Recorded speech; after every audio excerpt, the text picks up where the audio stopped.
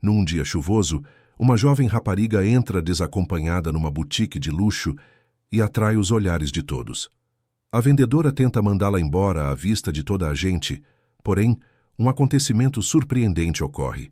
Uma atitude singela transforma o desfecho da situação e comove o coração de quem testemunha. Se esta história lhe interessou, não se esqueça de subscrever o nosso canal e diga-nos de que cidade está a assistir. Continuando. A chuva caía sobre Lisboa com uma intensidade que parecia querer lavar não apenas as ruas, mas também as feridas invisíveis que cada pessoa carregava dentro de si. Era uma daquelas tardes de inverno lisboeta em que o céu escurece rapidamente e as pessoas correm desesperadas em busca de abrigo, protegendo as suas cabeças com malas, jornais ou qualquer coisa que encontram pelo caminho. O trânsito tornava-se ainda mais caótico, as buzinas soavam sem parar e a cidade inteira parecia entrar num estado de emergência diante da fúria da natureza. No coração do Chiado, um dos bairros mais nobres da capital, erguia-se um elegante centro comercial conhecido pelas suas montras sofisticadas, lojas de marcas internacionais e uma clientela extremamente seletiva. Ali, entre montras iluminadas e pisos de mármore que refletiam as luzes como espelhos, circulavam apenas pessoas de alto poder aquisitivo, empresários bem-sucedidos, socialites e turistas estrangeiros dispostos a gastar fortunas em roupas e acessórios de luxo. Era um mundo à parte, uma bolha de prosperidade em meio a uma cidade marcada por contrastes sociais tão profundos quanto dolorosos. Dentro daquele templo do consumo, a loja Elegância Masculina ocupava um espaço privilegiado no segundo andar. Especializada em roupas masculinas de altíssima qualidade, a boutique exibia fatos italianos feitos à medida, camisas de seda francesa, gravatas de marcas centenárias e sapatos que custavam mais do que muitas pessoas ganhavam num ano inteiro de trabalho. As paredes eram revestidas em tons de cinza e dourado.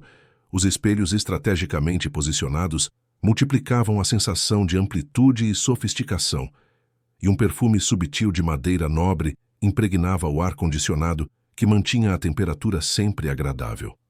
Naquela tarde chuvosa, Catarina Moreira, a principal funcionária da loja, organizava meticulosamente uma nova coleção de camisas que havia chegado pela manhã.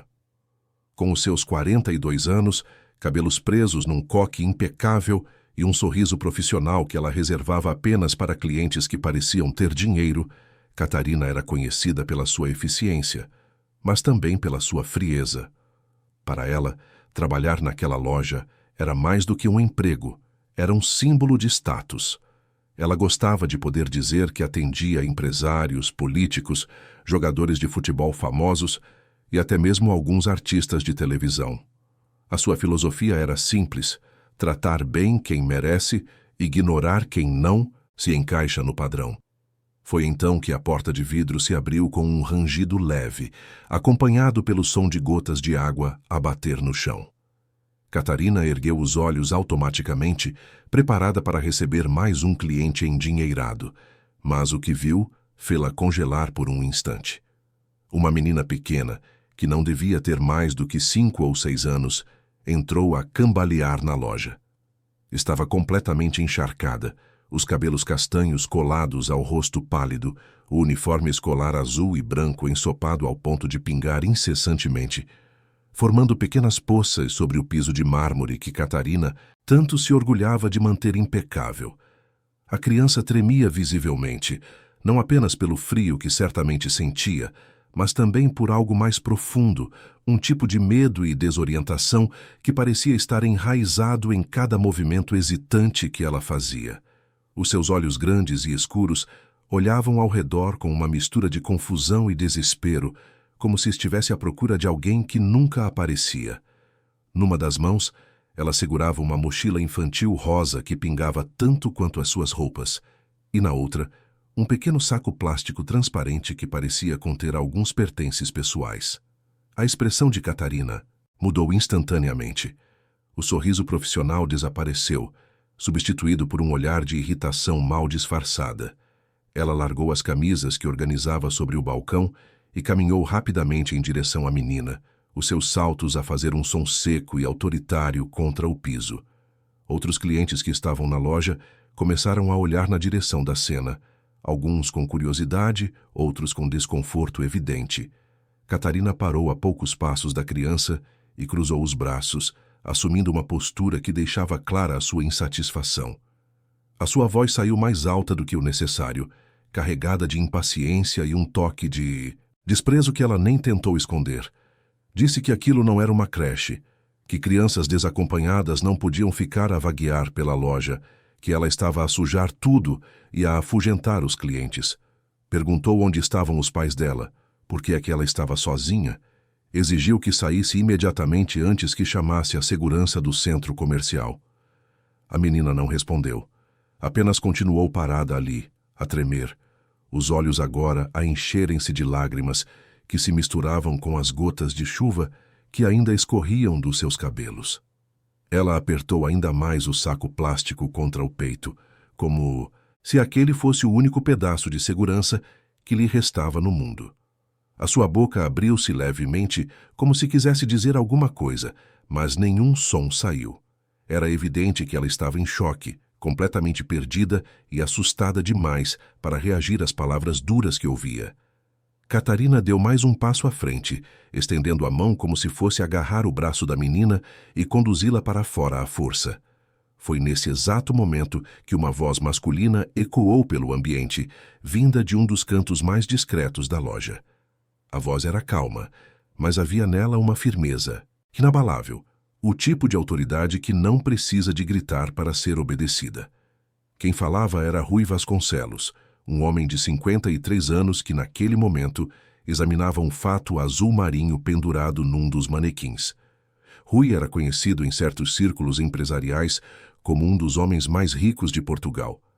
Herdeiro de uma família tradicional que havia construído um império no setor imobiliário, ele expandiu os negócios para áreas como tecnologia, energia renovável e investimentos financeiros.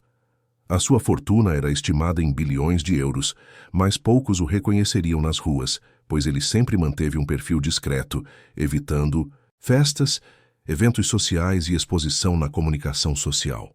Rui era alto, cabelos grisalhos penteados para trás, olhos escuros que transmitiam inteligência e uma profundidade difícil de decifrar. Vestia-se sempre com elegância, mas sem ostentação. Naquele dia, usava calças de alfaiataria cinza, uma camisa branca de linho e um casaco de couro macio que combinava perfeitamente com a sua personalidade reservada. Era um homem acostumado a controlar tudo ao seu redor, a tomar decisões difíceis sem hesitar, mas também alguém que havia perdido o contato com emoções mais súbitas ao longo dos anos. A sua vida pessoal era um deserto emocional. Divorciado há mais de 10 anos, sem filhos, cercado apenas por funcionários e sócios, ele habituou-se a viver numa solidão funcional que até aquele momento não o incomodava. Mas algo naquela cena o perturbou profundamente. Talvez fosse a vulnerabilidade absoluta da criança. Talvez fosse a crueldade fria da funcionária. Talvez fosse alguma memória distante da sua própria infância, quando ele também se sentiu pequeno, invisível e abandonado num mundo que não tinha paciência para crianças que não se encaixavam. O facto é que Rui largou o fato que examinava e caminhou lentamente até onde estavam Catarina e a menina. Sua presença mudou toda a atmosfera da loja. Catarina, ao perceber quem era ele, empalideceu instantaneamente. Ela sabia muito bem quem era Rui Vasconcelos. Todos na loja sabiam. Ele era um dos clientes mais importantes, alguém que gastava dezenas de milhares de euros numa única visita, um homem cuja simples presença ali garantia prestígio ao estabelecimento. Ela engoliu em seco, recuou um passo e tentou justificar a sua atitude, dizendo que estava apenas a tentar manter a ordem e a limpeza da loja, que não podia permitir que crianças desacompanhadas ficassem por ali, que tinha a certeza de que ele entenderia a situação. Rui ignorou-a completamente. Os seus olhos estavam fixos na menina, que agora o olhava com uma mistura de medo e uma ponta de esperança, como se algum instinto infantil lhe dissesse que aquele homem talvez pudesse ajudá-la. Ele abaixou-se lentamente, ficando à altura dos olhos dela, e perguntou com voz suave qual era o seu nome. A menina hesitou, mas depois de alguns segundos, murmurou numa voz quase inaudível que se chamava Júlia. Rui perguntou o que tinha acontecido. Por que é que ela estava ali sozinha, se estava perdida? Júlia começou a falar de forma entrecortada, entre soluços que ela tentava controlar sem muito sucesso. Contou que estudava numa escola pública, não muito longe dali, que quando a chuva começou ela saiu a correr porque tinha medo de raios e trovões. Disse que tentou seguir um grupo de pessoas que corria em direção ao centro comercial, pensando que encontraria abrigo e depois conseguiria voltar para casa. Mas quando entrou no centro comercial, ficou confusa com tantos corredores, tantas lojas, tantas pessoas. Andou sem rumo por um tempo até que viu a montra daquela loja e entrou porque estava com muito frio e muito medo. Rui ouviu tudo com atenção, mas percebeu que havia algo mais, algo que Júlia não estava a dizer. Ele perguntou sobre os pais dela, onde eles estavam, se ela queria que ele ligasse para eles. Foi então que o rosto da menina se fechou completamente. Ela apertou o saco plástico com ainda mais força e disse com uma voz carregada de uma tristeza muito maior do que uma criança da sua idade deveria carregar, que não queria voltar para casa. Quando Rui perguntou por quê, ela apenas abanou a cabeça e repetiu que não podia voltar, que algo mal tinha acontecido antes de ela sair a correr. Nesse momento, o gerente da loja, Antônio Ferreira, um homem de 40 e poucos anos, com um bigode fino e uma postura sempre preocupada em agradar os clientes importantes, aproximou-se da cena.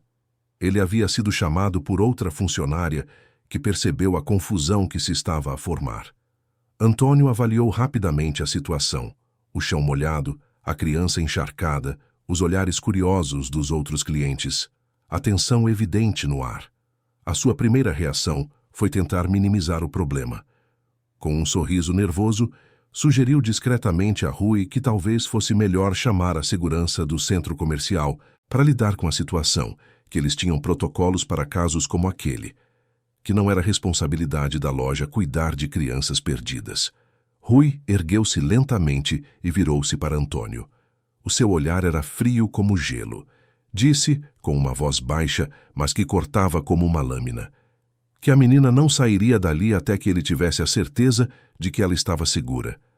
Disse que se o gerente tinha algum problema com isso, ele poderia ligar imediatamente para o dono do centro comercial, que por acaso era um velho amigo dele, e explicar por que é que estava a expulsar uma criança assustada e molhada para a chuva. Antônio ficou sem palavras. Ele sabia que não tinha escolha. Balbuciou uma desculpa, disse que claro que Rui podia fazer o que achasse melhor e ordenou que Catarina trouxesse toalhas limpas, um cobertor se houvesse, e um copo de água morna. Enquanto Catarina corria para cumprir as ordens, outros clientes na loja começaram a comentar entre si. Uma senhora elegante de cerca de 60 anos, que escolhia gravatas para o marido, aproximou-se e disse que havia visto uma menina a correr pelo passeio mais cedo naquela manhã, perto da Avenida da Liberdade. Disse que quase foi atropelada por um carro porque atravessou a rua sem olhar, mas que na confusão da chuva e do trânsito ela não conseguiu ver para onde a criança tinha ido. Um senhor reformado que também estava na loja acrescentou que morava num bairro mais simples nos arredores de Lisboa e que dias atrás havia ouvido discussões muito altas vindas de uma casa pequena perto da sua. Ele não tinha a certeza, mas achou que poderia haver alguma ligação, porque a descrição da criança que ele viu naquela casa batia com a de Júlia. Rui absorveu todas essas informações com a mente analítica de quem estava acostumado a resolver problemas complexos. Ficou claro para ele que aquela não era uma simples situação de uma criança que se perdeu por acidente. Havia algo muito errado a acontecer na vida de Júlia, algo que ela não conseguia ou não queria explicar completamente. Ele pediu a Antônio que disponibilizasse uma sala reservada, um dos provadores maiores que a loja usava para clientes especiais, onde ele pudesse conversar com a menina com mais privacidade e calma. Quando a porta do provador se fechou, criando uma barreira entre eles e o movimento da loja, Rui sentou-se numa poltrona de couro e convidou Júlia a sentar-se também. Ela estava agora envolvida numa toalha grande e felpuda, ainda a tremer um pouco, mas já não pingava mais. Rui esperou pacientemente até que ela se acalmasse um pouco mais. E então, com uma delicadeza que ele nem sabia que ainda possuía, perguntou novamente sobre a sua família. Júlia começou a falar devagar, como se cada palavra custasse um esforço imenso. Contou que morava com a mãe, Fátima, que todos chamavam de Fá, numa casa pequena na Amadora, nos arredores de Lisboa.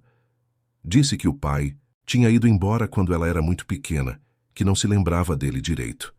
A mãe trabalhava como empregada de limpeza, limpando casas de pessoas ricas em bairros como aquele onde eles estavam agora. Júlia contou que nos últimos dias a mãe não estava bem. Ela tinha dores de cabeça muito fortes, vomitava com frequência, mal conseguia levantar-se da cama. Mesmo assim, continuava a tentar trabalhar porque precisavam do dinheiro para pagar a renda e comprar comida. Naquela manhã, Júlia disse, a mãe havia ficado ainda pior. Ela estava deitada no sofá, muito pálida, a gemer de dor. Júlia tentou ajudar. Deu-lhe água. Tentou fazer um chá como tinha visto a mãe fazer outras vezes, mas nada parecia funcionar. Ficou com muito medo. Pensou em pedir ajuda aos vizinhos, mas a mãe sempre dizia para não incomodar ninguém, que elas tinham que se desenrascar sozinhas. Então Júlia decidiu ir para a escola, mesmo sem ter avisado a mãe, porque pensou que lá a professora poderia ajudar. Mas quando chegou à escola, ficou com vergonha de contar o que estava a acontecer. Ficou sentada em silêncio durante a aula, sem conseguir prestar atenção em nada, até que a chuva começou e ela entrou em pânico. Saiu a correr da escola sem avisar ninguém e perdeu-se no caminho. Rui ouviu tudo com uma expressão que não revelava o turbilhão de emoções que se formava dentro dele. Raiva, compaixão, incredulidade. Como era possível que uma criança tão pequena estivesse a passar por tudo aquilo sozinha? Onde estavam os adultos que deveriam protegê-la? Por que é que o sistema havia falhado tão completamente com ela? Ele sentiu algo que não sentia há muito tempo. Um senso de responsabilidade que ia além dos negócios, dos contratos, dos lucros. Era algo pessoal, visceral, urgente. Ele perguntou a Júlia se ela sabia o nome do hospital mais próximo da sua casa, se a mãe tinha algum amigo ou familiar que pudesse estar a cuidar dela agora. Júlia disse que não sabia de nada, que não tinha ninguém além da mãe. Rui então pegou no seu telemóvel e ligou para o seu assistente pessoal, um homem chamado Miguel que trabalhava com ele há mais de 15 anos e que estava acostumado a lidar com situações inusitadas. Explicou rapidamente a situação e deu ordens claras. Queria que Miguel enviasse imediatamente um dos seus seguranças de confiança, alguém discreto e eficiente, para ir até a morada que Júlia indicaria e verificar o que estava a acontecer. Se a mãe dela estivesse em perigo, deveria ser levada imediatamente a um hospital particular de primeira linha, e todas as despesas seriam pagas por ele. Se houvesse sinais de negligência ou perigo para a criança, deveria chamar as autoridades competentes. Enquanto esperava, Rui tentou distrair Júlia conversando sobre coisas mais leves. Perguntou sobre a escola, sobre o que ela gostava de fazer, se tinha brinquedos favoritos. A menina respondeu timidamente, mas aos poucos foi se abrindo um pouco. Disse que gostava de desenhar, que a sua professora sempre elogiava os seus desenhos, que sonhava em ter uma caixa de lápis de cor grande, como as que via nas papelarias, mas que a mãe não tinha dinheiro para comprar. Contou que gostava de animais, especialmente cães, mas que não podiam ter um porque o dono da casa não permitia, e também porque não teriam como alimentá-lo. Falou com os olhos a brilhar sobre um passeio que tinha feito uma vez com a escola a um parque, onde viu patos a nadar num lago e comeu pipocas pela primeira vez. Rui escutava tudo e sentia o seu coração, há tanto tempo endurecido pelas batalhas corporativas e pelas desilusões pessoais, começar a amolecer. Havia uma pureza naquela criança, uma capacidade de encontrar alegria nas menores coisas, apesar de toda a dor e dificuldade que enfrentava. Ele deu por si a pensar em como a sua própria vida, com toda a riqueza e conforto, parecia vazia em comparação com a força e a resiliência que via naquela menina de apenas 5 anos. Cerca de 40 minutos depois, o telemóvel de Rui tocou. Era Miguel. As notícias eram alarmantes. O segurança havia chegado à morada indicada por Júlia e conversado com vizinhos. Descobriu que a mãe de Júlia, Fá, havia sido levada à pressa para um hospital público naquela manhã por alguns moradores preocupados que a encontraram desmaiada dentro de casa. A menina aparentemente havia saído antes que isso acontecesse e não viu nada. O estado de Fá era grave. Ela sofreu uma crise hipertensiva severa que poderia ter levado a consequências ainda mais sérias se não tivesse recebido atendimento a tempo. Estava agora internada, mas em condições estáveis. Porém, havia mais. Os vizinhos contaram que nos últimos meses, alguns parentes distantes de Fá tinham começado a aparecer na casa com frequência. Um cunhado, irmão do ex-marido que havia abandonado a família, e uma prima afastada. Eles diziam estar a ajudar, mas os vizinhos desconfiavam das intenções deles. Comentavam que ouviam discussões sobre dinheiro, sobre uma herança que Fá supostamente teria recebido de uma tia distante, algo que ela nunca havia mencionado antes. Alguns suspeitavam que esses parentes estavam a pressionar Fá a assinar documentos, a transferir propriedades, e que o estresse dessa situação pode ter contribuído para a sua crise de saúde. Rui desligou o telemóvel com uma expressão sombria. A situação era muito mais complexa e perigosa do que ele havia imaginado inicialmente. Não era apenas uma criança perdida, não era apenas uma mãe doente. Havia interesses obscuros em jogo, pessoas a aproveitar-se da vulnerabilidade de uma mulher trabalhadora e da sua filha pequena. Ele sabia que não podia simplesmente deixar Júlia voltar para aquela situação sem garantir que ela estaria protegida. Ele explicou a Júlia, da forma mais delicada possível, que a sua mãe estava num hospital e que estava a ser bem cuidada, que ela ficaria boa logo. Viu o alívio imediato nos olhos da menina, seguido rapidamente por ansiedade quando ela perguntou se poderia ir ver a mãe. Rui prometeu que sim, que eles iriam juntos agora mesmo, mas que primeiro precisavam de tomar alguns cuidados para garantir que tudo ficaria bem. Quando Rui saiu do provador a carregar Júlia ao colo, envolta no cobertor, um silêncio respeitoso tomou conta da loja.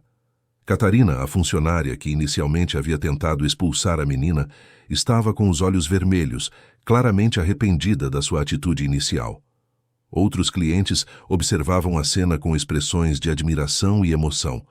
Antônio, o gerente, aproximou-se e ofereceu a sua ajuda no que fosse necessário, claramente impressionado com a humanidade demonstrada por um dos homens mais poderosos que conhecia. Rui agradeceu com um aceno de cabeça, mas não perdeu tempo.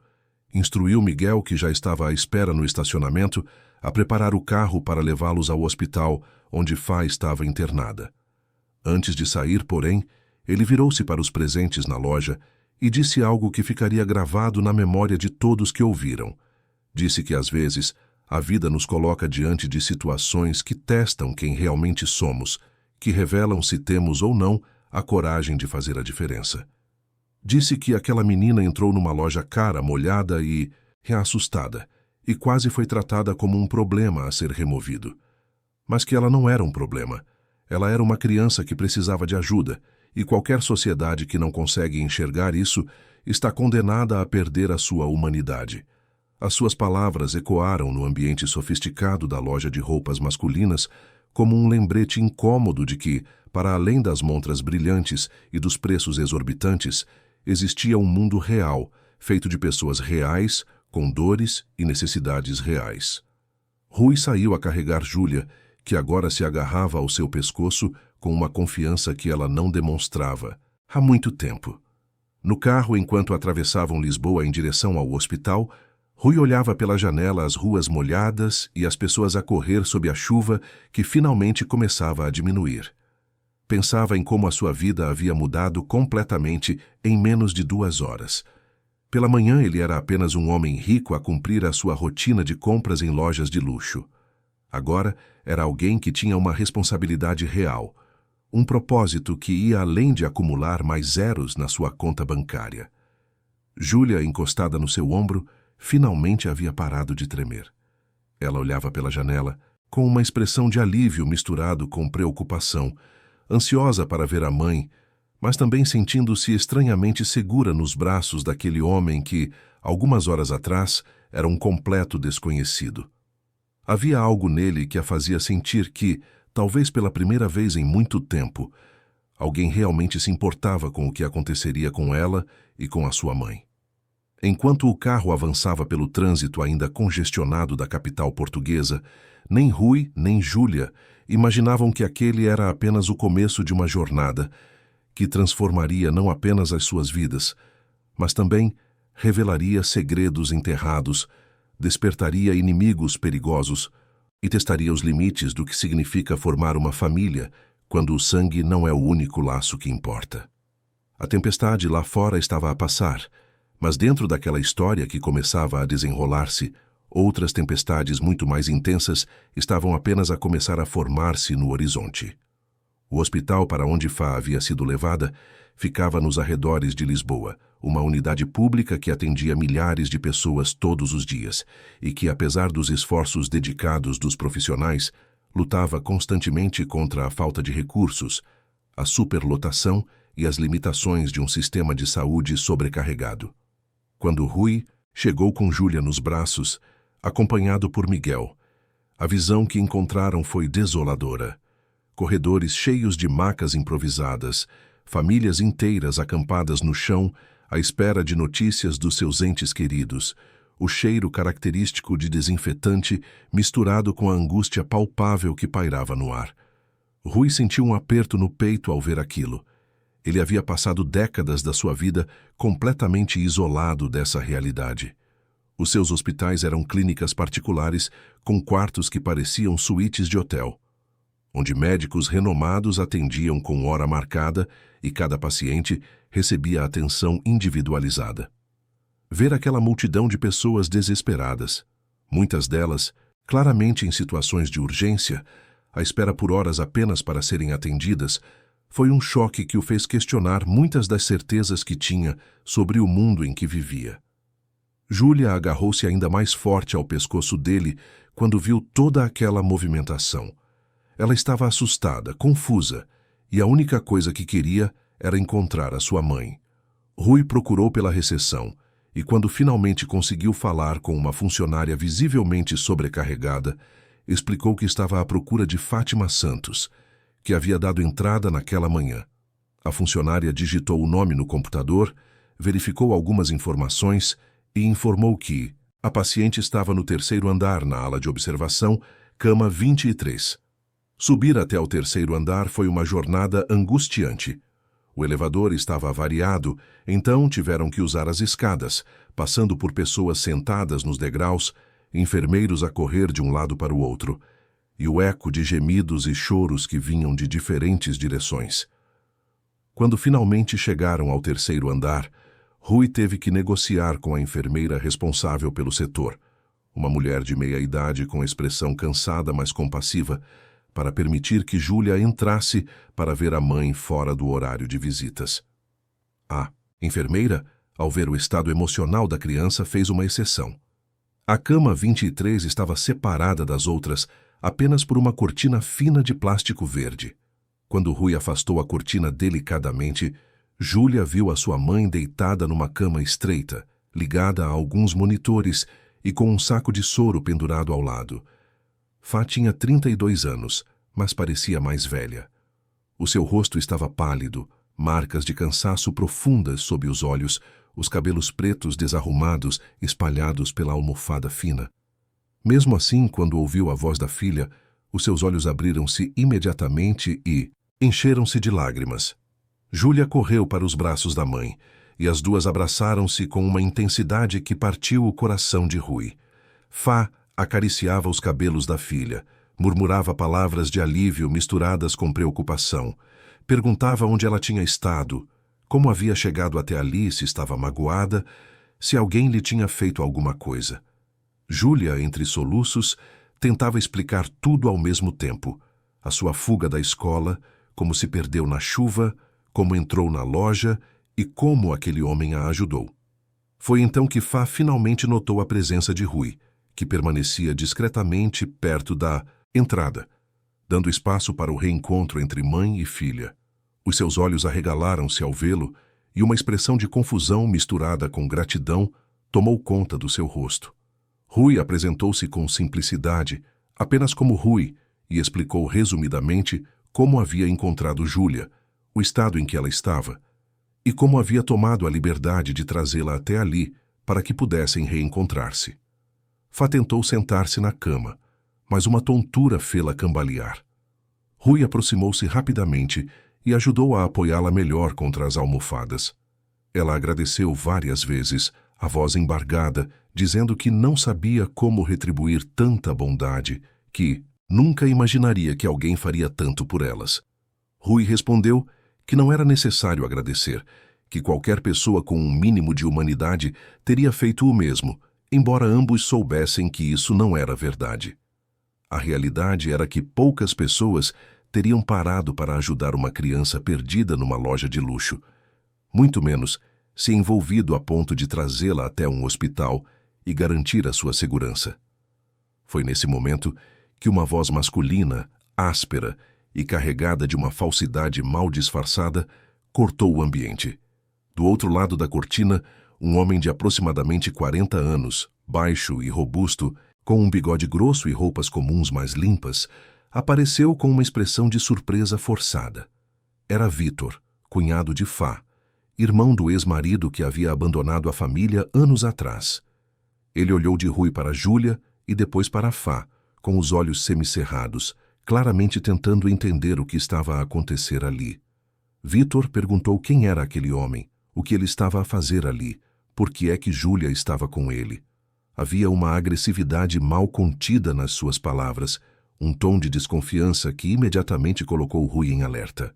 Fá, visivelmente desconfortável, explicou rapidamente que Rui havia ajudado Júlia quando ela se perdeu, que ele foi gentil o suficiente para trazê-la até o hospital.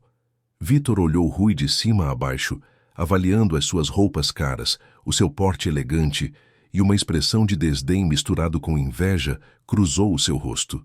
Ele disse, com um tom que tentava soar protetor, mas que saía como possessivo, que agradecia a ajuda, mas que agora não era mais necessária, que a família cuidaria de tudo a partir dali, que não queriam incomodar mais ninguém. Rui percebeu imediatamente a tentativa de afastá-lo e algo no seu instinto, habilidade desenvolvida ao longo de décadas a lidar com pessoas inescrupulosas no mundo dos negócios, disse que aquele homem não era confiável. Havia algo falso demais nas suas palavras, algo calculado nos seus movimentos. Antes que Rui pudesse responder, outra figura apareceu. Era Carla, uma mulher de cerca de 35 anos, magra, com cabelos pintados de loiro e roupas que tentavam parecer elegantes, mas falhavam na execução. Ela era prima distante de Fá, alguém que havia praticamente desaparecido da vida da família até alguns meses atrás, quando reapareceu repentinamente, alegando querer reatar os laços familiares. Carla tinha um sorriso permanentemente colado no rosto, daqueles sorrisos que não chegavam aos olhos, e a sua voz era melosa demais para ser sincera. Ela também demonstrou surpresa ao ver Rui e rapidamente juntou-se a Vitor na tentativa de dispensá-lo educadamente. Disse que era muito gentil da parte dele ter ajudado Júlia, mas que agora a família estava ali e assumiria todas as responsabilidades.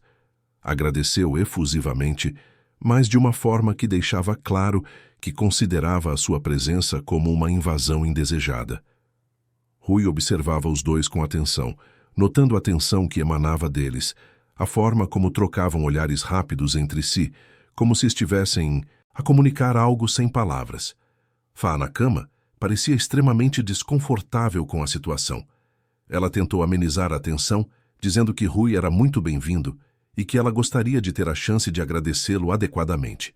Mas Vitor cortou as suas palavras, dizendo que ela precisava de descansar, que os médicos tinham sido claros sobre a necessidade de tranquilidade, que muitas visitas não seriam boas para a sua recuperação. Carla concordou prontamente, adicionando que eles já haviam conversado com os médicos e que assumiriam todos os cuidados necessários com Fá e Júlia.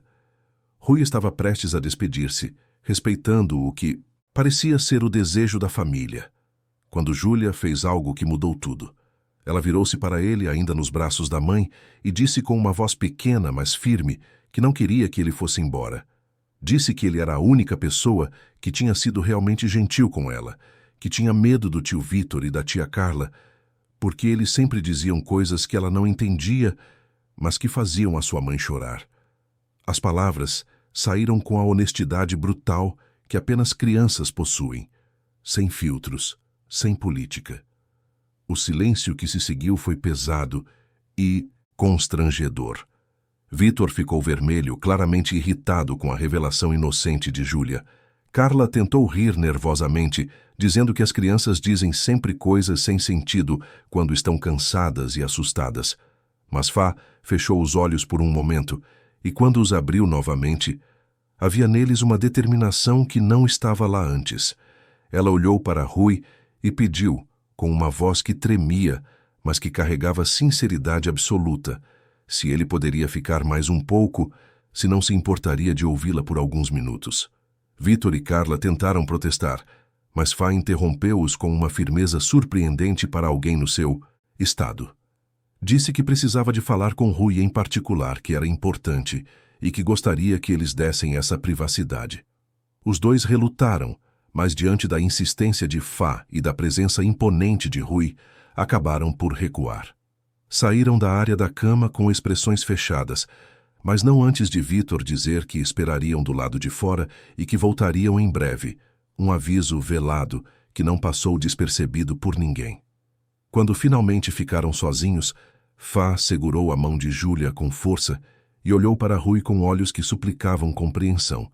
Ela começou a contar a sua história e, conforme as palavras fluíam, o quebra-cabeças começava a montar-se na mente analítica de Rui.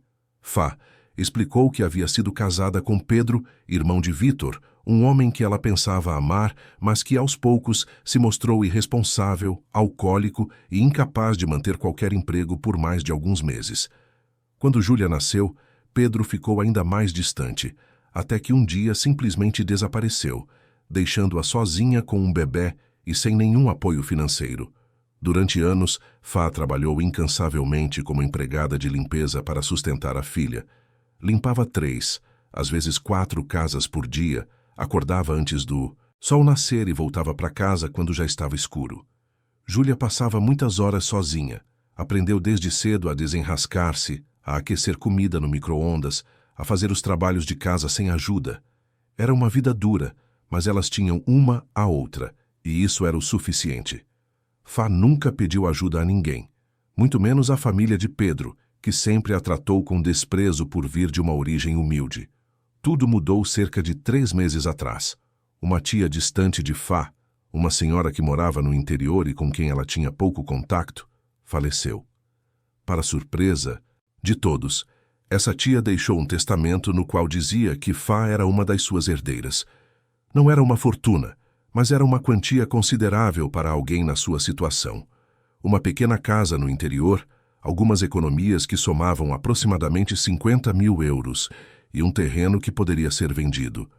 Era o tipo de herança que poderia mudar completamente a vida de alguém como Fá, permitir que ela parasse de trabalhar tanto, que desse uma educação melhor para Júlia, que tivesse alguma segurança financeira pela primeira vez na vida. Mas assim que a notícia da herança se espalhou, Vítor e Carla, que haviam ignorado completamente Fá por anos, apareceram de repente com sorrisos e abraços. Disseram que queriam ajudar, que família era importante, que Fá não deveria ter que lidar com toda a burocracia sozinha. A princípio, Fá ficou até contente, pensando que finalmente tinha alguém da família que se importava.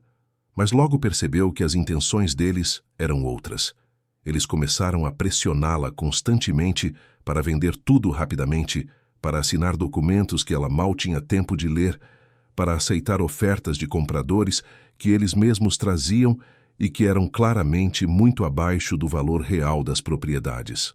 Vítor dizia que ela não entendia de negócios, que poderia perder tudo se não agisse rápido, que havia impostos altíssimos a pagar.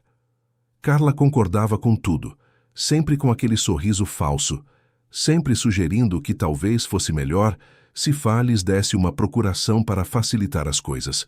Fá, embora simples, não era tola. Ela desconfiou das intenções e começou a resistir, dizendo que queria entender melhor tudo antes de tomar qualquer decisão. Foi então que a pressão aumentou. Vitor e Carla começaram a aparecer em sua casa quase todos os dias, às vezes juntos, às vezes separados. Traziam papéis novos, falavam de prazos urgentes que estavam prestes a expirar, criavam um senso de pânico constante.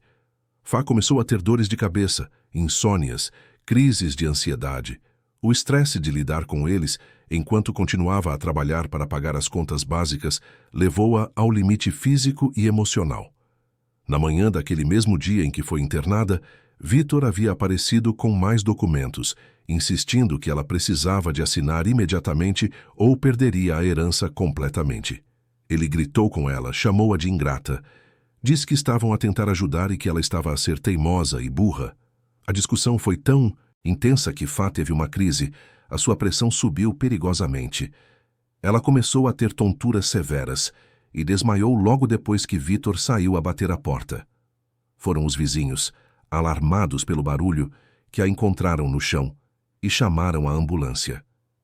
Enquanto Fá contava tudo isso, lágrimas escorriam pelo seu rosto. Ela disse que não sabia o que fazer, que tinha medo de que Vitor e Carla conseguissem de alguma forma tirar tudo dela, que estava preocupada com o futuro de Júlia. Disse que não tinha dinheiro para contratar um advogado, que não tinha conhecimento suficiente para entender todos os documentos legais que lhe apresentavam, que se sentia completamente sozinha e vulnerável. Rui ouviu tudo em silêncio, mas a sua mente trabalhava em velocidade máxima. Ele reconhecia aquele padrão de comportamento porque já havia visto situações semelhantes no mundo dos negócios. Pessoas inescrupulosas a aproveitar-se da vulnerabilidade de outros, usando pressão psicológica, criando falsos sensos de urgência, manipulando informações para conseguir o que queriam. Era um tipo de violência silenciosa, mas devastadora, e ele sentia uma raiva crescente ao imaginar aqueles dois predadores a cercar uma mulher trabalhadora que apenas queria proteger a sua filha. Quando Fá terminou de falar, ela olhou para Rui com uma mistura de vergonha e esperança. Disse que sabia que não tinha direito de pedir nada, que ele já havia feito muito mais do que qualquer estranho faria, mas que não sabia a quem mais recorrer. Rui segurou a mão dela, um gesto que surpreendeu a si mesmo pela intimidade que demonstrava, e disse algo que mudaria o rumo de todas as suas vidas. Ele disse que ela não estava sozinha, que ninguém merecia passar por aquilo, especialmente não uma mãe dedicada a tentar construir um futuro melhor para a sua filha. Disse que ele tinha recursos, conhecimentos e contactos que poderiam ajudá-la a resolver aquela situação da forma certa. Ofereceu pagar por um dos melhores advogados especializados em direito sucessório de Lisboa, alguém que poderia rever todos os documentos, proteger os interesses de Fá e garantir que Vitor e Carla não conseguissem tirar vantagem dela. Fá tentou recusar, dizendo que não poderia aceitar tanta generosidade, que não teria como pagar de volta. Mas Rui insistiu, explicando que aquilo não era caridade, era justiça. Disse que ele tinha mais dinheiro do que poderia gastar em várias vidas e que pela primeira vez, em muito tempo, tinha a oportunidade de usar os seus recursos para algo que realmente importava. Disse que ver Júlia naquela loja, assustada e sozinha, havia despertado algo nele que pensava ter perdido há muito tempo. Um senso de propósito que ia além do lucro e da acumulação de riqueza. Júlia, que havia ouvido toda a conversa em silêncio, abraçada à mãe, olhou para Rui com olhos grandes e cheios de gratidão. Ela perguntou, com aquela inocência que derretia qualquer resistência, se aquilo significava que ele seria como uma família para elas agora. A pergunta apanhou Rui completamente desprevenido. Ele ficou sem palavras por um momento, sentindo algo a mover-se no seu peito. Uma emoção que não conseguia nomear, mas que era poderosa e avassaladora. Antes que pudesse responder, a cortina foi aberta bruscamente. Vitor e Carla haviam voltado, e as suas expressões deixavam claro que tinham ouvido pelo menos parte da conversa. Vitor estava furioso, o seu rosto vermelho e os punhos cerrados. Carla tentava manter a compostura, mas havia veneno nos seus olhos. Eles começaram a acusar Rui de se meter onde não era chamado, de tentar aproveitar-se da situação, de querer roubar a herança que, por direito, deveria ficar na família. Rui levantou-se lentamente, alcançando a sua altura completa, e encarou os dois com um olhar tão frio e intimidador que eles recuaram instintivamente. Ele disse, com uma voz baixa, mas que cortava como uma lâmina, que conhecia muito bem o tipo de pessoas que eles eram. Disse que havia lidado com parasitas como eles a vida inteira no mundo corporativo, pessoas que se alimentavam da fraqueza dos outros, que usavam laços familiares como desculpa para a exploração. Disse que se eles tinham qualquer interesse genuíno no bem-estar de Fá e Júlia, deveriam demonstrar isso respeitando as decisões dela e parando imediatamente com a pressão e as manipulações. Vitor, recuperando um pouco da coragem, disse que Rui não sabia de nada, que eles eram família e que tinham todo o direito de participar das decisões. Carla acrescentou, com aquela voz melosa que escondia mal a ameaça, que talvez fosse melhor para todos se Rui não se envolvesse em assuntos que não lhe diziam respeito, que às vezes estranhos com boas intenções acabavam por causar mais problemas do que soluções. Foi então que Miguel, o assistente de Rui, que havia ficado discretamente do lado de fora, apareceu com informações que mudaram toda a dinâmica da situação. Ele havia usado o tempo de espera para fazer algumas investigações rápidas, algo que Rui havia pedido discretamente por mensagem. Miguel informou que havia descoberto que Vitor tinha um histórico de dívidas consideráveis, incluindo empréstimos com agiotas, e que Carla havia sido processada 2 vezes por burla em casos envolvendo falsificação de documentos e apropriação indevida de heranças. Ambos tinham precedentes que levantavam sérias questões sobre as suas verdadeiras intenções. Se estivesse no lugar de Fá, teria aceitado a ajuda de Rui ou teria tentado resolver tudo sozinha? Conte-nos nos comentários. O impacto dessas revelações foi devastador. Fá ficou pálida, a sua mão voando para a boca em choque. Júlia não entendia completamente o que estava a acontecer, mas percebia a tensão que preenchia o ar. Vitor e Carla ficaram paralisados, as suas máscaras de preocupação familiar a desmoronarem-se completamente. Vitor tentou argumentar que aquilo eram mentiras, que alguém estava a tentar difamá-los, mas a sua voz falhava e a sua linguagem corporal o traía.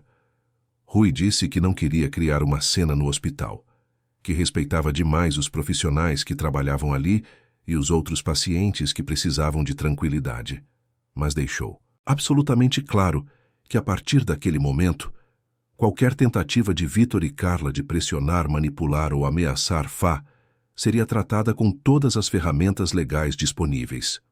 Disse que já havia instruído seus advogados a preparar uma ordem de restrição se necessário, e que não hesitaria em tornar públicas todas as informações sobre os históricos criminais e as dívidas dos dois se eles não recuassem imediatamente. A ameaça era clara, e Rui tinha os recursos para cumpri-la. Vitor e Carla sabiam disso. Eles trocaram olhares rápidos, uma comunicação silenciosa carregada de raiva e frustração.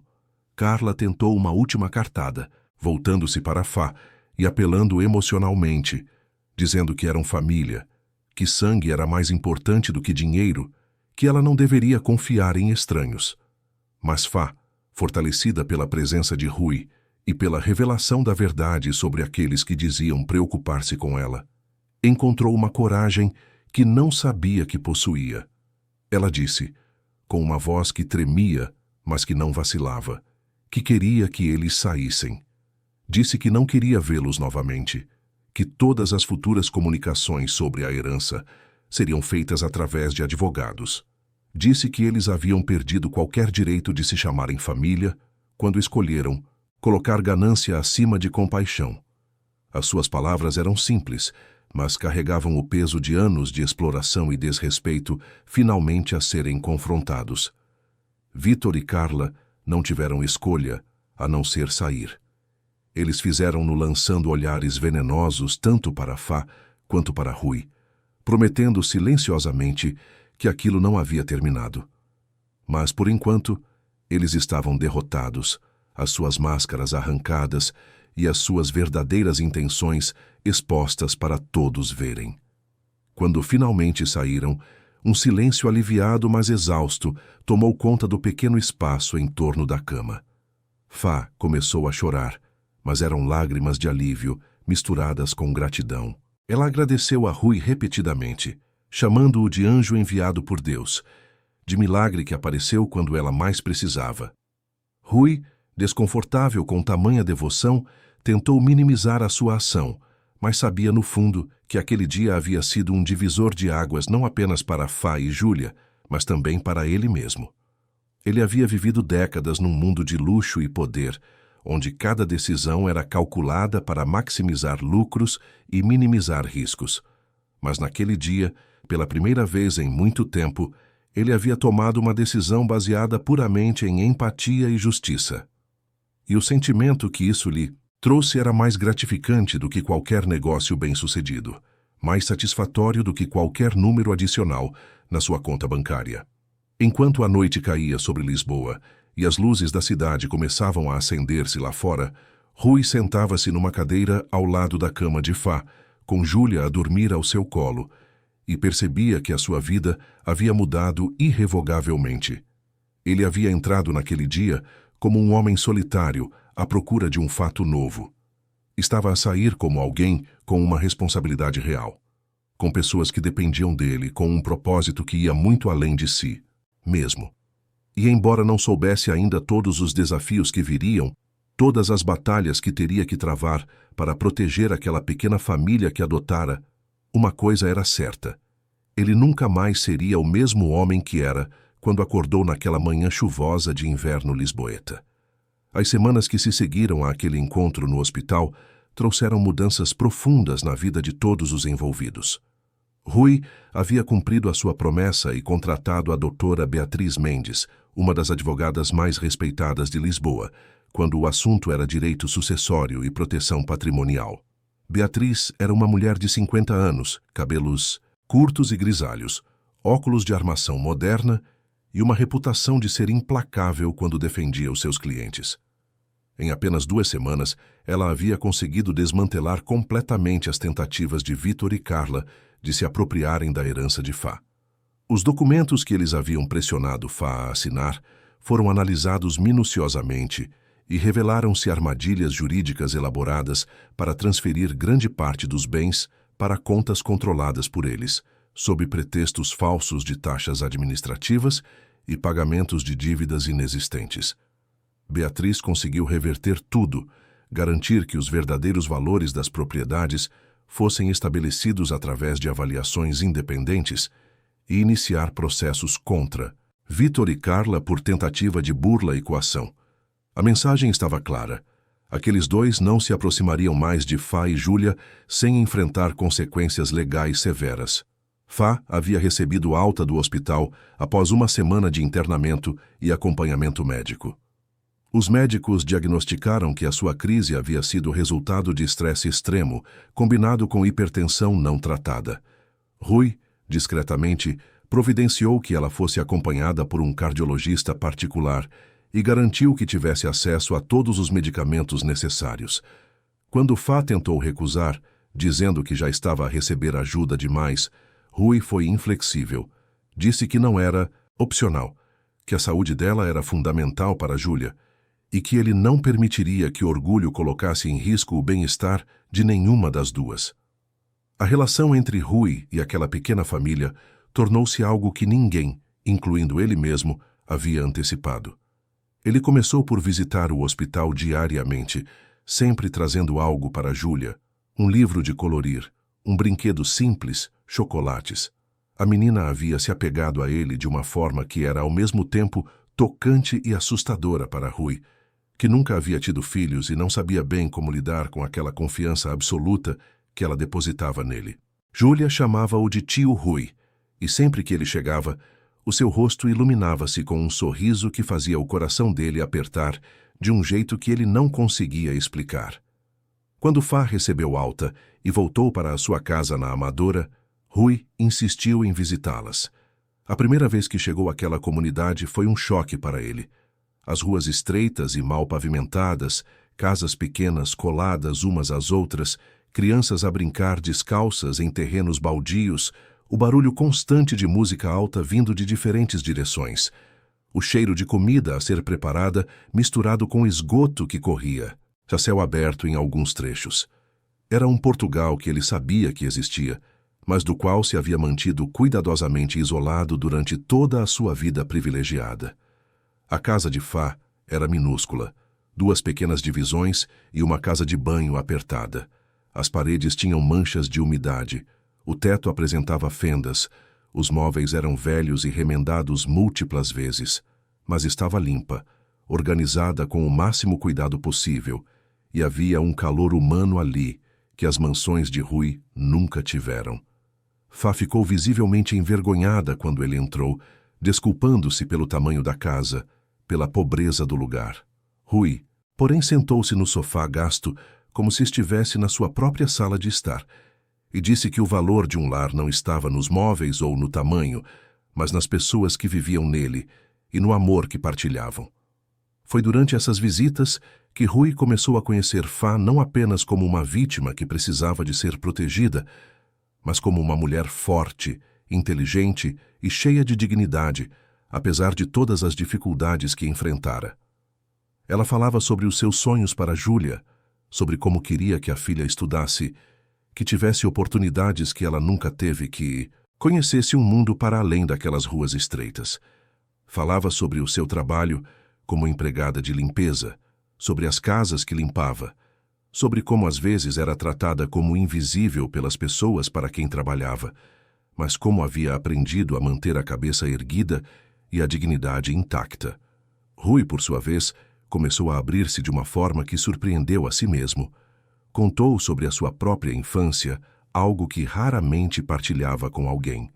Disse que, embora tivesse nascido numa família rica, o seu pai era um homem frio e distante, obcecado por negócios e completamente ausente emocionalmente.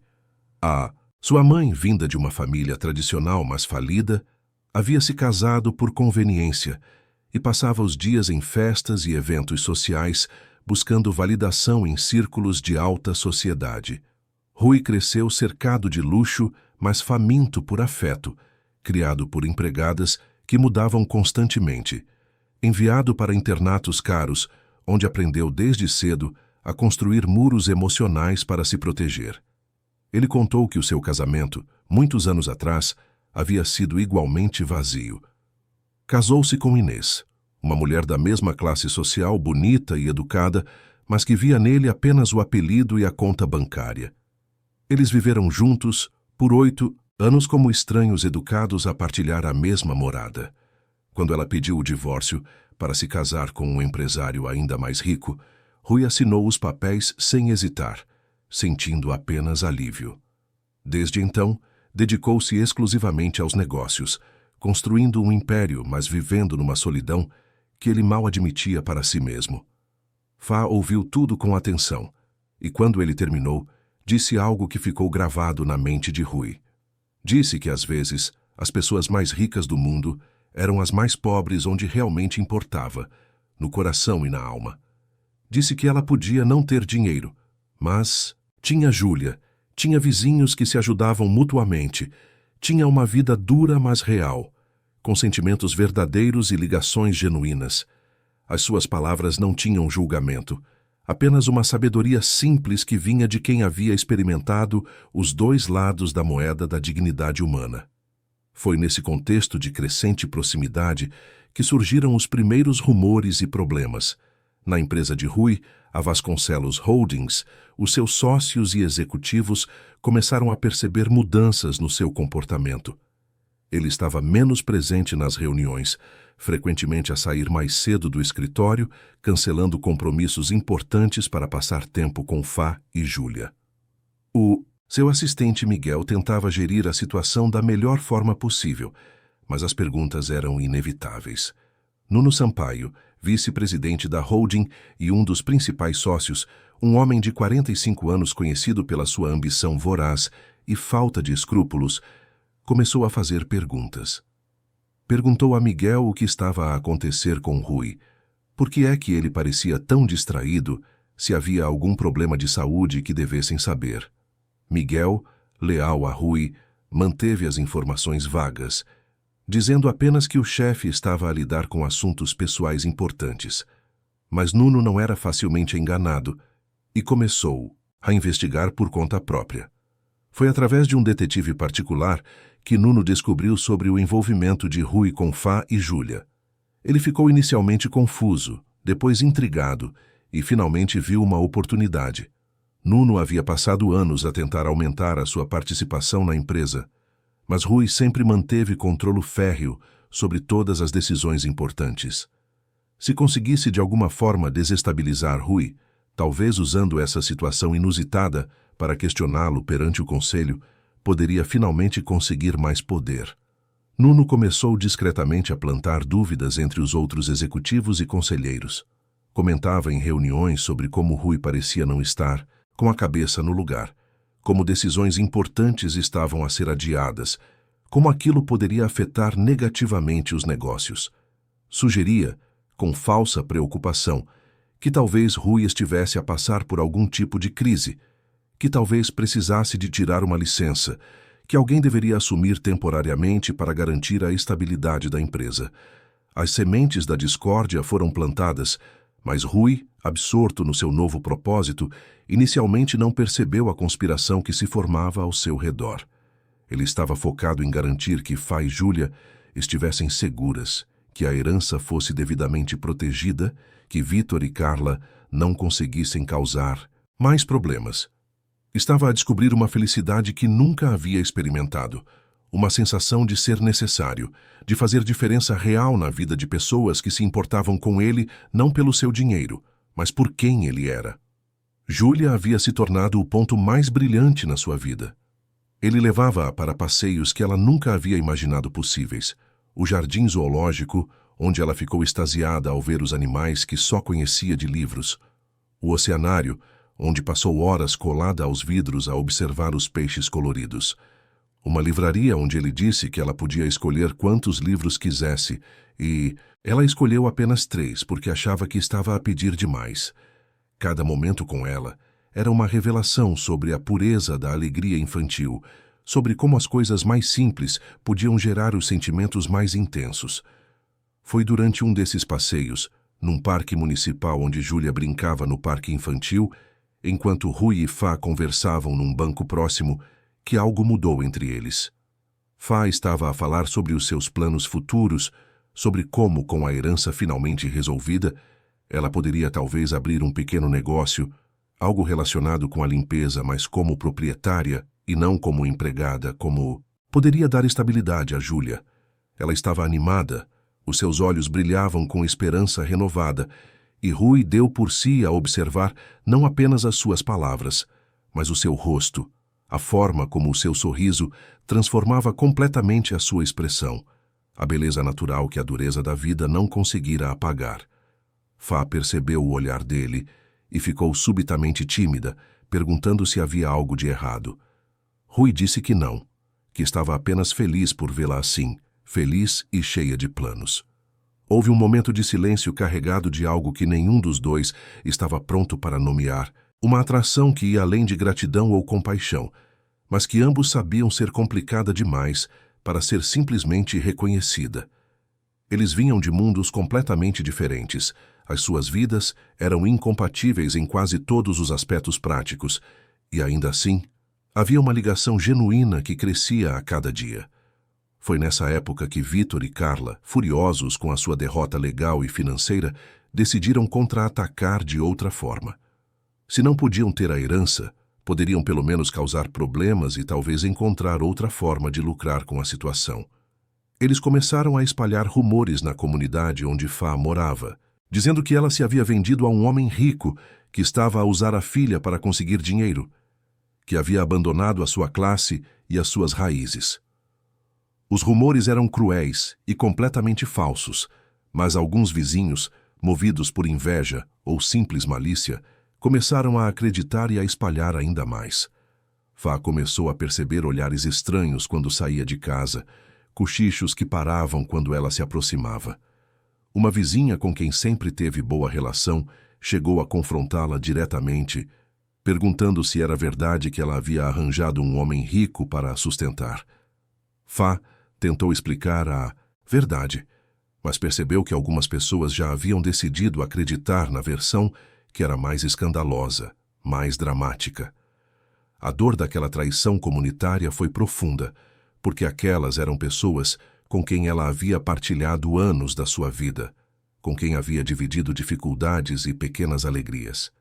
Quando Rui soube dos rumores, ficou furioso. Queria confrontar Vitor e Carla legalmente, processá-los por difamação, fazer com que pagassem por cada mentira que espalharam. Mas Fá impediu-o, dizendo que aquilo só pioraria as coisas, que daria mais combustível para os rumores. Ela disse que a verdade eventualmente se mostraria, que as pessoas que realmente importavam sabiam do seu caráter. Mas Rui podia ver a dor nos olhos dela, a forma como aquelas mentiras a afetavam profundamente. Foi então que Rui tomou uma decisão que surpreendeu a todos. Ele ofereceu a Fá que ela e Júlia se mudassem para uma casa que ele possuía num bairro melhor. Uma propriedade pequena, mas confortável, que estava vazia há meses. Disse que não era caridade, que ela poderia pagar uma renda simbólica se isso a fizesse sentir melhor, mas que não fazia sentido que elas continuassem num lugar onde estavam a ser julgadas e maltratadas. Disse que Júlia merecia crescer num ambiente seguro, onde pudesse brincar sem perigo, onde Fá não precisasse de se preocupar com a segurança delas a cada noite. Fá ficou dividida. Por um lado, a oferta era tentadora, significava uma melhoria enorme na qualidade de vida delas. Por outro, tinha medo do que as pessoas diriam, de como aquilo seria interpretado, de estar a criar uma dependência de Rui que poderia ser prejudicial a longo prazo. Ela expressou as suas preocupações honestamente, e Rui ouviu-as com respeito. Ele disse que entendia os seus medos, mas que havia aprendido algo nas últimas semanas. Que a vida era muito curta para ser vivida a preocupar-se excessivamente com o julgamento de pessoas que não conheciam a verdade. Que o bem-estar de Júlia deveria ser a prioridade absoluta, e que ele estava a oferecer ajuda genuína de alguém que se importava, não como um poderoso a ajudar uma necessitada, mas como amigos a ajudar-se uns aos outros. A palavra amigos ficou suspensa no ar, e ambos sabiam que estava a tornar-se inadequada para descrever o que sentiam um pelo outro, mas também sabiam que reconhecer isso abriria uma série de complicações que nenhum dos dois estava pronto para enfrentar. Então deixaram a palavra ali insuficiente, mas segura, uma barreira temporária contra sentimentos que cresciam para além do controlo. Enquanto isso, na Vasconcelos Holdings, a conspiração de Nuno Sampaio ganhava força. Ele havia conseguido convencer 3 dos 7 membros do conselho de que havia problemas sérios com a gestão de Rui, que ele estava a negligenciar as suas responsabilidades, que a empresa estava em risco. Havia marcado uma reunião extraordinária do conselho para discutir o assunto, sem informar Rui adequadamente sobre a verdadeira natureza da pauta. Era uma emboscada corporativa clássica, o tipo de manobra política que acontecia nas salas de reunião de empresas do mundo todo, quando ambição e oportunismo se encontravam. Miguel descobriu o plano apenas um dia antes da reunião, através de uma secretária leal que ouviu conversas que não deveria. Ele imediatamente informou Rui, que inicialmente ficou incrédulo. Depois veio a raiva, seguida por uma determinação fria. Rui havia construído aquela empresa do zero, transformando uma herança já substancial num império multibilionário. Ele não permitiria que Nuno ou qualquer outro aproveitador tomasse o que era seu, especialmente não usando a sua humanidade renovada como arma contra ele. Na noite antes da reunião do conselho, Rui teve uma longa conversa com Fá. Ele explicou a situação, como havia subestimado a malícia de pessoas que pensava conhecer, como o seu envolvimento com ela e Júlia estava a ser usado para questioná-lo profissionalmente. Disse que teria que lutar, que teria que provar que podia equilibrar a sua vida pessoal, e as suas responsabilidades profissionais, que a batalha seria difícil, mas necessária. Fá ouviu tudo, e então pegou nas mãos dele. Disse que se ele precisasse de se afastar delas para proteger o que havia construído, ela entenderia. Disse que já eram imensamente gratas por tudo o que ele havia feito, que sobreviveriam se ele precisasse de voltar completamente para o seu mundo. Mas Rui abanou a cabeça com firmeza. Disse que por anos havia vivido apenas para os negócios, acumulando riqueza e poder, mas perdendo a sua humanidade no processo.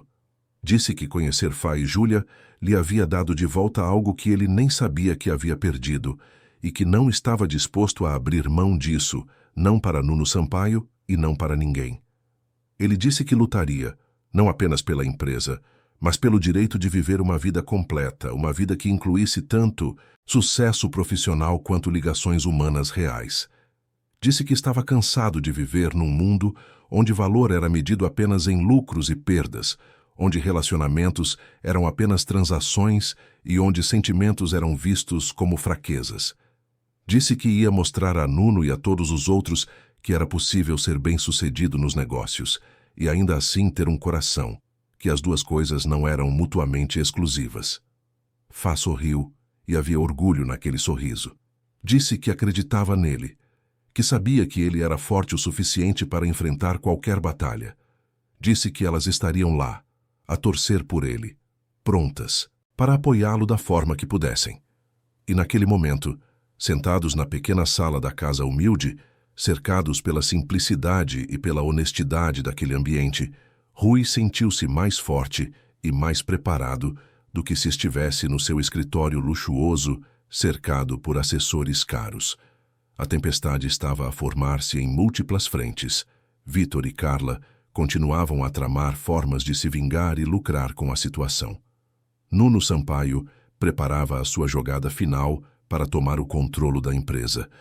Os rumores na comunidade continuavam a envenenar a reputação de Fá. E no meio de tudo isso, 3 pessoas, Rui, Fá e Júlia, tentavam construir algo genuíno e valioso num mundo que parecia determinado a destruir qualquer coisa que se parecesse com bondade desinteressada. Mas se havia algo que aquelas últimas semanas haviam ensinado a Rui, era que as batalhas mais importantes não eram travadas em salas de reunião ou documentos legais. Eram travadas no coração, na determinação de proteger aqueles que amamos, na coragem de escolher humanidade em vez de conveniência. E ele estava pronto para lutar todas elas, não importava quantos adversários surgissem no caminho. A noite caía sobre Lisboa, e com ela vinham promessas de revelações, confrontos e decisões que mudariam o destino de todos os envolvidos, de formas que ninguém ainda podia prever completamente. A sala de reuniões do 23º andar da Vasconcelos Holdings estava carregada de uma tensão quase palpável quando Rui entrou exatamente às 9 da manhã. Ele vestia um dos seus fatos mais impecáveis, um azul marinho que transmitia autoridade absoluta, e a sua expressão era de uma calma glacial que todos que o conheciam sabiam ser mais perigosa do que qualquer demonstração de raiva. Os 7 membros do conselho já estavam sentados ao redor da enorme mesa de mogno e o silêncio que se fez quando ele entrou era ensurdecedor. Nuno Sampaio estava na cabeceira oposta, com um sorriso confiante que mal conseguia esconder a sua satisfação antecipada. Ao seu lado estavam os seus 3 aliados, Mário Furtado, um investidor que sempre se havia ressentido da influência de Rui; Helena Cardoso, uma empresária que via na situação uma oportunidade de expandir a sua própria rede de influência; e Jorge Tavares, um advogado corporativo cuja lealdade sempre foi questionável. Os outros 3 membros do conselho mantinham expressões neutras, claramente à espera para ver como a situação se desenrolaria antes de escolherem lados. Rui sentou-se, calmamente na sua cadeira, cruzou os dedos sobre a mesa e esperou. Nuno, ansioso para tomar o controle da narrativa, limpou a garganta e começou a falar. Disse que aquela reunião havia sido convocada porque havia preocupações legítimas sobre a gestão recente da empresa, sobre decisões a serem adiadas, sobre a ausência frequente do presidente em reuniões cruciais, sobre rumores de envolvimentos pessoais que poderiam comprometer o julgamento dele e, por extensão, a reputação da empresa. Nuno falou por quase 15 minutos, construindo um caso que parecia sólido superficialmente. Apresentou estatísticas de reuniões a que Rui havia faltado, decisões que foram adiadas, contratos que demoraram mais tempo do que o normal para serem finalizados. Ele insinuou, sem dizer diretamente, que Rui estava a ter algum tipo de crise pessoal que o tornava inadequado para continuar a liderar a empresa. Sugeriu que talvez fosse hora de uma reestruturação administrativa, de uma liderança partilhada, de dar mais poder ao conselho para tomar decisões importantes. Quando Nuno finalmente terminou o seu discurso, ele olhou para Rui com um ar de falsa preocupação e perguntou se ele tinha algo a dizer em sua defesa. Foi então que Rui sorriu, e aquele sorriso fez Nuno perder um pouco da confiança. Rui disse que tinha sim muitas coisas a dizer e que esperava que todos estivessem confortáveis porque a reunião seria longa. Ele começou por agradecer a Nuno por ser tão transparente nas suas ambições. Disse que apreciava quando adversários mostravam as suas cartas abertamente porque facilitava o trabalho de desmontá-los. Então, metodicamente, Rui começou a desmantelar cada argumento que Nuno havia apresentado. As reuniões a que ele havia faltado não eram cruciais. Eram encontros administrativos de rotina que Miguel estava perfeitamente capacitado para representá-lo. As decisões que foram adiadas eram propositais porque ele havia identificado falhas nos planos originais que poderiam ter custado milhões à empresa. Os contratos que demoraram foram precisamente revistos porque ele descobriu cláusulas problemáticas que outros haviam deixado passar. Mas então, Rui foi além. Ele revelou que havia passado a última noite a rever minuciosamente não apenas o seu próprio histórico recente, mas também o de Nuno e dos seus aliados. Apresentou documentos a mostrar que Nuno havia aprovado investimentos questionáveis em empresas que tinham ligações diretas com os seus interesses pessoais, violando claras políticas de conflito de interesse. Mostrou que Mário Furtado havia tentado esconder perdas significativas em investimentos ruins, que ele havia feito contra o conselho de Rui. Revelou que Helena Cardoso havia usado informações confidenciais da empresa para beneficiar os seus próprios negócios e expôs que Jorge Tavares havia recebido honorários consultivos de empresas que eram concorrentes diretas da Vasconcelos Holdings. A sala ficou em completo silêncio enquanto Rui apresentava prova após prova. Nuno estava pálido. Os outros 3 membros do conselho que se haviam aliado a ele pareciam querer desaparecer debaixo da mesa. Os 3 membros neutros olhavam tudo com expressões de choque e crescente indignação.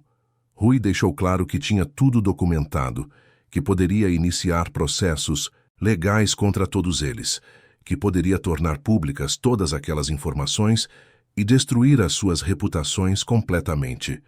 Mas então ele disse algo que mudou completamente o tom da reunião. Disse que não estava interessado em vingança, que não queria destruir carreiras ou vidas, mas que também não permitiria que o questionassem sem consequências. Disse que cada um deles tinha até ao final daquela semana para renunciar aos seus cargos na empresa de forma discreta, mantendo as suas reputações intactas, ou enfrentar exposição pública e processos legais devastadores. A escolha era deles. Nuno tentou balbuciar uma defesa, mas Rui cortou-o com um olhar gelado. Disse que o tempo dele de falar havia terminado, que a partir daquele momento ele seria apenas mais um exemplo de como ambição sem ética leva à autodestruição. Nuno saiu da sala de reuniões a cambalear, seguido pelos outros 3 conspiradores. Os 3 membros do conselho que haviam permanecido neutros ficaram, e Rui conversou com eles por mais 1 hora, explicando a sua visão para o futuro da empresa, garantindo que a sua presença recente, embora diferente, não havia comprometido em nada a sua capacidade de liderança. Quando finalmente deixou o prédio da empresa, Rui sentiu um peso imenso ser tirado dos seus ombros. Ele havia protegido o que construiu, mas mais importante, havia feito isso sem abrir mão da sua humanidade recém-redescoberta. Ele não precisava de escolher entre ser bem-sucedido nos negócios e ser uma pessoa decente. Podia ser ambos e provaria isso todos os dias, se necessário. Mas enquanto Rui vencia a sua batalha no mundo corporativo, outra tempestade estava a formar-se. Vitor e Carla, desesperados e furiosos com as suas perdas, haviam decidido por uma última jogada arriscada. Eles não podiam conseguir a herança de Fá legalmente, mas descobriram algo que achavam que poderiam usar como alavanca. Através das suas investigações e conversas com pessoas da comunidade, descobriram que Júlia nunca havia sido registrada adequadamente no registro civil. Havia apenas um registro de nascimento básico, mas vários documentos importantes estavam em falta ou incorretos. Eles procuraram um advogado sem escrúpulos que lhes disse que, tecnicamente, sendo Vitor irmão do pai biológico de Júlia, ele poderia entrar com um pedido de regulação das responsabilidades parentais, alegando que Fá não tinha condições adequadas de criar a criança. Não importava que Pedro, o pai, houvesse abandonado a família, ou que Vitor nunca tivesse demonstrado qualquer interesse por Júlia até a herança aparecer. No sistema judicial sobrecarregado e cheio de brechas, às vezes o absurdo prosperava. Eles entraram com o pedido em tribunal, alegando que Fá estava em situação de vulnerabilidade, que havia tido problemas de saúde graves, que estava a viver sob influência de um homem desconhecido, que Júlia estava em risco. Fabricaram testemunhas que juraram ter visto situações inadequadas, criaram um caso que, no papel, parecia ter substância. Quando a notificação chegou para Fá, ela entrou em pânico absoluto. A ideia de perder Júlia, a sua razão de viver, a única coisa que importava na sua vida, era mais aterrorizante do que qualquer outra coisa que ela já havia enfrentado. Ela ligou para Rui a chorar desesperadamente, mal conseguindo formar frases coerentes. Ele estava numa reunião quando recebeu a chamada, mas saiu imediatamente e foi direto para a casa dela. Quando chegou, encontrou Fá no chão da pequena sala, a segurar os papéis da notificação e a tremer incontrolavelmente. Júlia estava ao lado dela, assustada e confusa, a tentar confortar a mãe, mas sem entender o que estava a acontecer.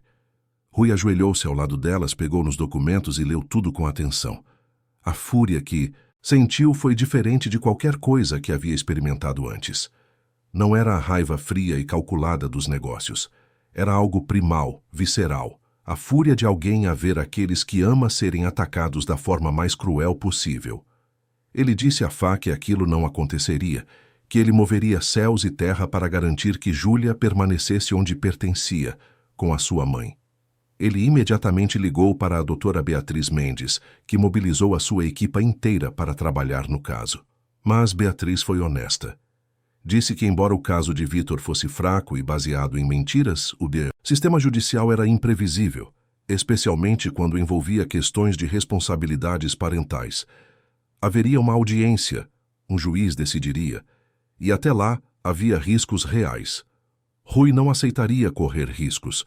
Ele decidiu que era hora de fazer algo que vinha a considerar há semanas, mas que não tinha tido coragem de propor.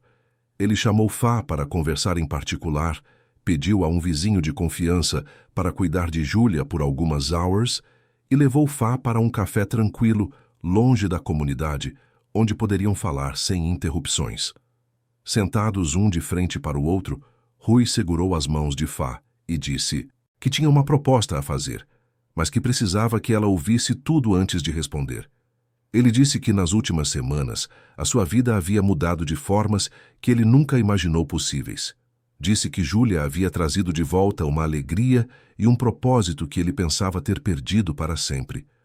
Disse que Fá lhe havia mostrado o que significava força real, dignidade real, amor real. Disse que quando estava com elas, sentia-se completo de uma forma que nunca havia experimentado em todos os seus anos de riqueza e sucesso.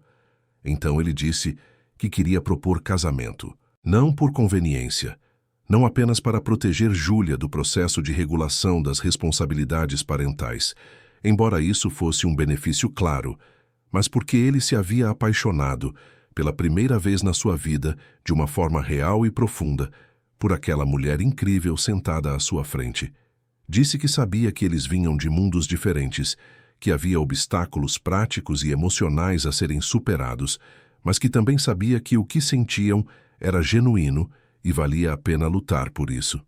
Fá ficou sem palavras por um longo momento. Lágrimas começaram a rolar pelo seu rosto enquanto ela processava o que acabara de ouvir. Ela disse que também se havia apaixonado por ele, que tentou negar, que achou que era impossível, que alguém como ela nunca poderia pertencer ao mundo dele. Disse que tinha medo de não ser suficiente, de que um dia ele acordasse e percebesse que havia cometido um erro, de que Júlia sofresse se as coisas não corressem bem. Rui disse que entendia todos esses medos, que ele também os tinha, mas que havia aprendido algo importante nas últimas semanas, que a vida era muito curta para ser vivida com medo, que os maiores arrependimentos não vinham das coisas que fazemos, mas das que deixamos de fazer. Disse que sim, haveria desafios que as pessoas julgariam, que teriam que aprender a navegar mundos diferentes, mas que fariam isso juntos, como uma família real. Fá olhou profundamente nos olhos dele e viu sinceridade absoluta. Viu um homem que se havia transformado, que havia escolhido humanidade sobre conveniência, amor sobre solidão. E ela disse sim. Disse sim ao casamento, sim a construir uma vida juntos, sim a enfrentar o que viesse com coragem e união. Eles abraçaram-se ali naquele café simples, duas pessoas de mundos completamente diferentes, mas ligadas por algo mais forte do que qualquer diferença social ou econômica pudesse separar. A notícia do casamento iminente mudou completamente a dinâmica legal do caso. Beatriz Mendes imediatamente informou ao juiz responsável que Fá estava prestes a casar-se com Rui Vasconcelos, um dos empresários mais respeitados de Portugal, que a família teria estabilidade financeira completa, que todas as preocupações levantadas por Vítor e Carla seriam completamente invalidadas. Mais do que isso, ela apresentou todas as evidências de tentativas anteriores deles de fraudar a herança, os seus históricos criminais, os seus motivos claramente financeiros para o processo. Na audiência, que aconteceu 2 semanas depois, o contraste era gritante. De um lado, Vítor e Carla com o seu advogado barato a tentar manter uma farsa que estava a desmoronar. Do outro, Fá, ao lado de Rui, representada por uma das melhores advogadas do país, com documentação impecável a provar que Júlia estava num ambiente amoroso, seguro e estável. As falsas testemunhas que Vítor havia recrutado contradisseram-se sob interrogatório, e ficou claro para todos na sala que aquilo era uma tentativa desesperada e mal intencionada de causar dano.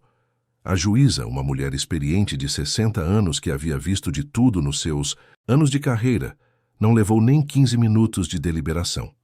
Ela não apenas negou completamente o pedido de Vítor, como também ordenou que ele e Carla pagassem todas as custas do processo e que fossem investigados por tentativa de fraude processual. Ela fez questão de dizer, na sua decisão oral, que era revoltante ver pessoas a usar o sistema de proteção de menores para fins pessoais e financeiros e que esperava que eles enfrentassem todas as consequências legais das suas ações. Quando saíram do tribunal, Fá abraçou Júlia com tanta força que a menina reclamou que não conseguia respirar. Mas estava a rir enquanto dizia isso. Rui ficou a observar as duas, a sua nova família, e sentiu uma paz que nunca havia conhecido. A batalha estava vencida. Vítor e Carla finalmente haviam sido derrotados de forma definitiva, as suas tentativas de exploração expostas e punidas. A herança de Fá estava segura, a sua responsabilidade parental sobre Júlia estava garantida e um novo capítulo estava a começar para todos eles. O casamento aconteceu 1 mês depois, numa cerimônia pequena, mas linda num jardim que Rui possuía na sua propriedade, nos arredores de Lisboa. Não havia centenas de convidados, não havia ostentação desnecessária. Estavam presentes apenas as pessoas que realmente importavam, Miguel e alguns funcionários leais de Rui que se haviam tornado amigos ao longo dos anos, alguns vizinhos de Fá que haviam ficado ao lado dela durante os rumores, a doutora Beatriz Mendes que se tornou mais do que advogada, mas uma amiga verdadeira, e principalmente Júlia, a usar um vestido branco que Rui havia mandado fazer especialmente para ela, a carregar as alianças com um sorriso que iluminava todo o jardim. Quando Rui e Fá trocaram os votos, não havia nada ensaiado ou artificial. Eram palavras vindas diretamente do coração, promessas de parceria, respeito, amor e compromisso de enfrentar juntos o que a vida trouxesse.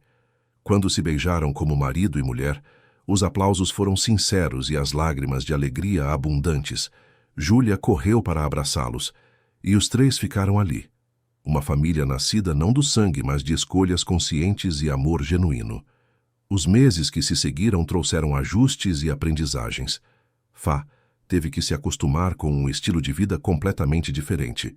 Aprender a navegar eventos sociais onde antes ela só havia entrado como funcionária. Lidar com olhares e comentários de pessoas que questionavam se ela estava com Rui pelo dinheiro. Rui teve que aprender a ser mais presente emocionalmente, a partilhar não apenas recursos, mas também vulnerabilidades, a ser pai para Júlia de formas que iam muito além de prover materialmente. Júlia floresceu de maneiras que ninguém poderia ter previsto. Matriculada numa excelente escola particular, ela revelou-se brilhante academicamente, mas nunca perdeu a empatia e a bondade que a haviam caracterizado desde sempre. Ela tornou-se defensora de outras crianças na escola, que vinham de origens mais humildes, usando a sua própria história para criar pontes entre diferentes mundos sociais. Ela chamava Rui de pai, não porque alguém mandou, mas porque era assim que ela sentia, e cada vez que ele ouvia aquela palavra, sentia o seu coração expandir-se um pouco mais. Rui transformou a sua abordagem aos negócios. Ele continuou a ser bem-sucedido, mas passou a usar a sua riqueza e influência de formas mais significativas. Criou um programa de bolsas de estudo para filhos de trabalhadores domésticos, investiu em cooperativas de mulheres trabalhadoras nos arredores da cidade, financiou clínicas de saúde em comunidades carenciadas. Ele finalmente entendeu que sucesso real não era medido apenas em zeros na conta bancária, mas no impacto positivo que se deixa no mundo. Fá também encontrou o seu propósito. Com a herança finalmente resolvida e a segurança financeira garantida, ela decidiu usar a sua experiência para ajudar outras mulheres. Criou uma organização que oferecia capacitação profissional para trabalhadoras domésticas, ajudando-as a entender os seus direitos, a negociar melhores salários e até a empreender se quisessem. Ela tornou-se uma voz respeitada na comunidade, alguém que havia superado dificuldades imensuráveis e usava a sua história para inspirar e empoderar outras. Quanto a Vitor e Carla, eles enfrentaram as consequências das suas ações. Foram processados não apenas por Fá, mas também por outras pessoas que descobriram terem sido vítimas dos seus esquemas anteriores. Vitor acabou por cumprir pena por fraude e Carla perdeu a sua licença para exercer várias atividades comerciais. Mas mais do que as punições legais, eles perderam algo muito mais valioso: a oportunidade de fazer parte da vida de uma família incrível, a chance de testemunhar a transformação e o crescimento de Júlia, o privilégio de estar perto de pessoas que valorizavam amor e integridade acima de ganância. 5 anos depois daquele dia chuvoso, quando uma menina pequena entrou a cambalear numa loja de roupas caras, Rui estava sentado num parque a observar Júlia, agora com 10 anos, a brincar com outras crianças. Ao seu lado estava Fá, a sua mão entrelaçada com a dele, e entre eles estava um carrinho de bebé onde dormia Mateus, o filho que tiveram juntos, uma ponte viva entre os mundos que se uniram através deles. Rui pensava em como a sua vida havia sido vazia antes daquele encontro, como ele havia confundido sucesso com felicidade, riqueza com propósito. Pensava em como uma simples decisão de ajudar uma criança assustada havia transformado absolutamente tudo. Ele não havia salvado Júlia naquele dia chuvoso. Ela é quem o havia salvado, trazendo de volta a sua humanidade, mostrando que o maior luxo do mundo não era dinheiro ou poder, mas amor, família e ligações genuínas. Fá apertou a sua mão e sorriu, aquele sorriso que ainda fazia o coração dele acelerar. Ela disse que estava feliz, realmente profundamente feliz, de uma forma que nunca imaginou ser possível. Disse que às vezes ainda acordava a achar que tudo era um sonho, que teria que voltar para a realidade de limpar casas alheias e preocupar-se se teria dinheiro para comprar comida no final do mês. Mas então olhava ao redor, via Júlia a florescer, via Mateus a crescer, via Rui ao seu lado, e percebia que aquela era a sua vida real, que mereciam aquela felicidade tanto quanto qualquer pessoa. Rui beijou a sua testa e disse que eles haviam construído algo raro e precioso, uma família baseada em escolha, amor e respeito mútuo. Disse que haveriam desafios futuros, que a vida nunca era perfeita, mas que enfrentariam tudo juntos, como sempre fizeram. E enquanto observava Júlia a correr pelo parque, a ouvir a sua risada alegre ecoar pelo ar, ele soube com absoluta certeza que aquele dia, chuvoso, quando decidiu ajudar uma criança perdida em vez de simplesmente ignorá-la como a maioria faria, havia sido o dia mais importante de toda a sua vida. Porque às vezes, em meio a tempestades e dificuldades, encontramos não apenas abrigo, mas também o nosso verdadeiro lar. E às vezes as famílias mais fortes não são aquelas em que nascemos, mas aquelas que escolhemos construir com amor, coragem e a disposição de enxergar para além das diferenças superficiais para encontrar a humanidade partilhada que nos une a todos. Queridos ouvintes, esperamos que a história de Rui, Fá e Júlia tenha tocado o vosso coração. Se emocionou com esta jornada de transformação, coragem e amor verdadeiro, clique no botão de gostei, subscreva o canal e conte-nos nos comentários o que mais o marcou nesta história.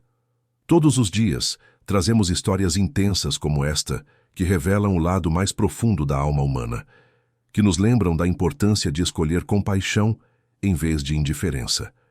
Esperamos por si no próximo episódio com mais histórias que celebram o poder do amor e da dignidade humana.